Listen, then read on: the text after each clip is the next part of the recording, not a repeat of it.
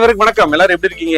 இன்னைக்கு நம்ம சங்கரா மீன் குழம்பு செய்யறதுக்கு 1 கிலோ சங்கரா மீன் எடுத்து நீட்டா கிளீன் பண்ணி வச்சாச்சுங்க.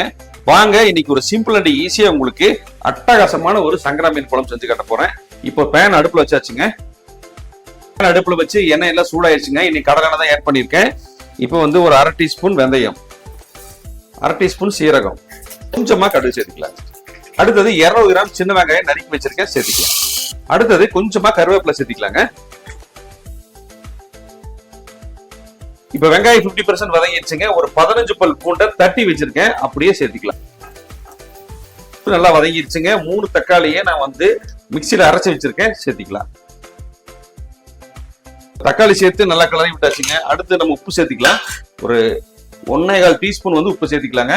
தக்காளி நல்லா வதங்கி எண்ணெய் பிரிஞ்சு வரட்டும், அது வரைக்கும் நம்ம வதக்கலாம். ஒரு 3 டீஸ்பூன் மல்லித்தூள், 2 டீஸ்பூன் வந்து மிளகாத்தூள் சேர்த்துக்கலாம். இப்ப இந்த மிளகாத்தூள் மல்லித்தூளோட பச்சை வாசனை போற அளவுக்கு நல்லா கலந்து விட்டுக்கலாம்.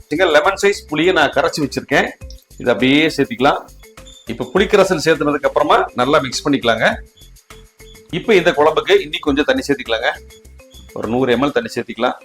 இப்ப இந்த குழம்புக்கு தேவையான தண்ணி சேர்த்தியாச்சுங்க. நல்லா மிக்ஸ் பண்ணியாச்சு.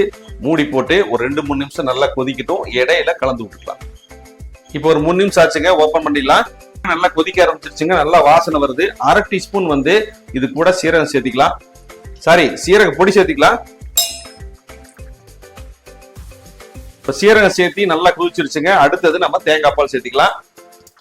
தேங்காய் பால் சேர்த்துனதுக்கு அப்புறமா நல்லா ஒரு இடம் மிக்ஸ் பண்ணிக்கலாம். 1 கிலோ வந்து சங்கரா மீனை சேர்த்துக்கலாம். குழம்புல மீன் சேர்த்தியாச்சுங்க. இதை லைட்டா அப்படி எல்லாம் பிரஷ் பண்ணி விட்டுறலாம்.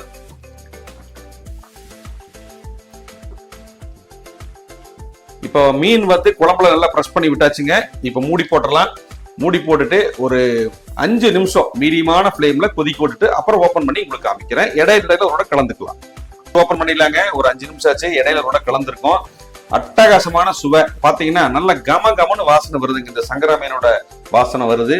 நானும் சங்கரா மீன் எடுத்து செஞ்சு ரொம்ப நாள் ஆச்சு. இன்னைக்கு தான் நம்ம எடுத்துருக்குறோம். சூப்பரா இருக்கு. பாருங்க மீன் அட்டகாசமா வந்திருக்கு. அப்படியே கலந்து உழுகுற அளவுக்கு வந்துருச்சு. சூப்பரா இருக்க போது. இதுல வந்து நிறைய மருத்துவ குணம் நிறைய இருக்காது இந்த மீன்ல. இதே மாதிரி நீங்களும் ட்ரை பண்ணி பார்த்துட்டு எப்படி இருக்குன்னு சொல்லுங்க. நன்றி, வணக்கம். அடுத்த பேர் பார்க்கலாங்களா? பாய்.